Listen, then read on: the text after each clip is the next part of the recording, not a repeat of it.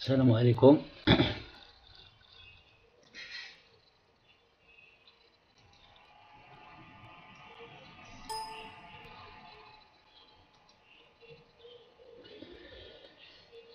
Voici un exercice qui a été proposé par un abonné au groupe SFI Mathématiques.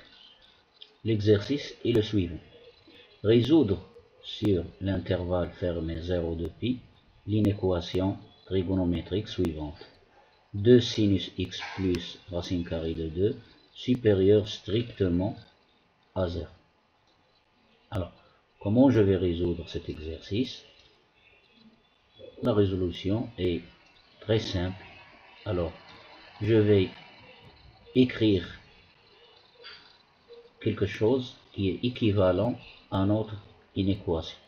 Alors, je vais supposer que le plan est rapporté à un repère orthonormé OUV et je vais prendre sinus x égale à V, cosinus x égale à U, donc sinus carré cosinus carré x plus sinus carré x égale à 1 d'après une propriété trigonométrique connue, donc u carré plus v carré égale à 1. Donc notre inéquation elle est équivalente à ceci. 2v, je remplace sinus x par v, plus racine carrée de 2 est supérieur strictement à 0. Et ceci, c'est une inéquation qui caractérise un demi-plan. C'est le demi-plan que je note P, demi-plan ouvert, c'est-à-dire le bord est exclu de bord delta, le bord la droite delta, l'équation V égale à moins racine carrée de 2 sur 2, prendre 2V plus racine carrée de 2 égale à 0, et résoudre en V, vous trouvez V égale à moins racine carrée de 2 sur 2. Et cette droite, c'est une droite parallèle à l'axe des OU, c'est-à-dire l'axe des abscisses, en prenant le repère OUV. Donc c'est une droite parallèle à l'axe des abscisses, elle est là. Donc l'équation V est égale à moins racine carrée de 2 sur 2. Et l'équation U carré plus V carré est égale à 1, c'est connu, c'est l'équation du cercle trigonométrique C. Alors que je trace, le cercle dont le repère orthonormé OUV, je trace le cercle de centre O et de rayon 1, c'est-à-dire le cercle trigonométrique. Ensuite, je trace la droite delta, le bord du demi-plan P. Alors le demi-plan P, c'est le demi-plan que j'ai colorié avec des points envers, c'est-à-dire il contient O. Alors on peut facilement connaître est-ce qu'il contient O ou bien il ne contient pas O. Alors je remplace ici V, U et V par 0. Ici le U, il n'y a pas ici. Donc je remplace V par 0, j'obtiens racine carrée de 2 est toujours positif, ce qui est vrai. Donc le demi-plan, il contient O.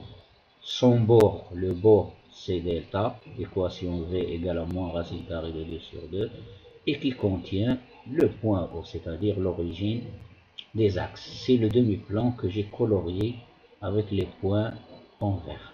Et le cercle trigonométrique, bien sûr, c'est le cercle que j'ai tracé en bleu. Donc ici, nous avons, puisque nous avons ici un et, l'accolade veut dire et, donc c'est l'intersection. Donc l'intersection de ce demi-plan avec le cercle trigonométrique. L'intersection du demi-plan colorié avec les points en vert et le cercle trigonométrique, c'est l'arc que j'ai tracé en rouge. Alors, l'arc que j'ai tracé en rouge, il est déterminé par deux points. Le point A d'abscisse curviligne moins pi sur 4 et le point B d'abscisse curviligne 5pi sur 4. Comment ici le 5pi sur 4? Alors je commence par ici l'angle nul, 0, pi sur 4 il est là, 2pi sur 4, 3pi sur 4, 4pi sur 4, 5pi sur 4. Donc, la solution de notre inéquation, c'est sont les points, ou bien sont les abscisses curvilignes des points de l'intersection du demi-plan P avec le cercle, c'est-à-dire l'arc, c'est-à-dire les points qui constituent l'arc, leur abscisse curviligne, ce sont les solutions de cette inéquation. Alors, cela veut dire quoi? Alors, cela veut dire que les angles x là, ce sont des angles, c'est un angle. Alors, regardez bien ici, il ne faut pas l'oublier, sinus x, sinus d'un angle x, il représente un angle. Donc, les angles sont les angles situés dans cet arc, à partir d'ici jusque là. Donc, ils sont caractérisés par les x, ou bien les angles qui sont entre moins pi sur 4 et 5 pi sur 4. Bien sûr, nous avons dit résoudre dans 0 de pi, c'est-à-dire, et les angles doivent être dans l'intervalle 0 pi. Alors, je vais maintenant faire un petit schéma très simple. Alors, l'intervalle 0 de pi, le voilà. Je l'ai colorié en vert. Ensuite, l'arc en rouge, il est déterminé de cette façon. Alors, je commence par le 0. Je parcours dans le sens positif, c'est-à-dire le sens contraire des aiguilles d'une montre. Alors, 0. Je monte, je tourne dans le sens contraire des aiguilles d'une montre, sens positif. Donc je rencontre 5 pi sur 4. Alors je termine pour obtenir le pi. 5 pi sur 4, je tourne, je rencontre le point A, l'abscisse curviligne moins pi sur 4, et j'arrive à 2 pi.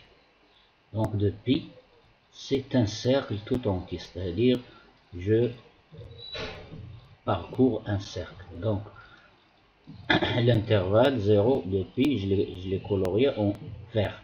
Maintenant, nos solutions. Alors, je commence par 0, puisque je vais travailler dans l'intervalle 0 de pi. Donc, mes solutions doivent être dans l'intervalle 0 de pi.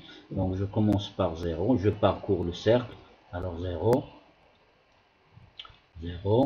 je parcours le cercle. Voilà, 0, 0, etc. 5 pi sur 4. 0, 5 pi sur 4. Que j'ai colorié en rouge. Ensuite, ici, de ce point à ce point, il n'y a pas le rouge. C'est-à-dire, il n'y a pas de solution ici. Donc, je le saute. Et, alors 5 pi sur 4, 6 pi sur 4, 7 pi sur 4. Donc, il me reste un petit arc, celui-là, pour terminer les solutions. Donc, 7 pi sur 4, 2 pi.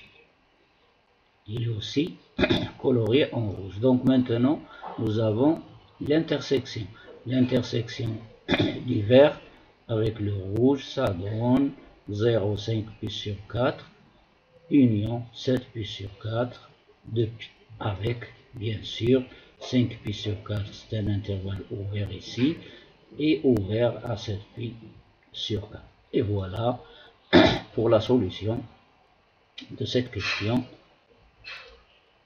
de trigonométrie, c'est-à-dire la résolution, comment résoudre une inéquation simple, une équation trigonométrique très simple. Et voilà, c'est fini pour cet exercice. À la prochaine fois et le départ.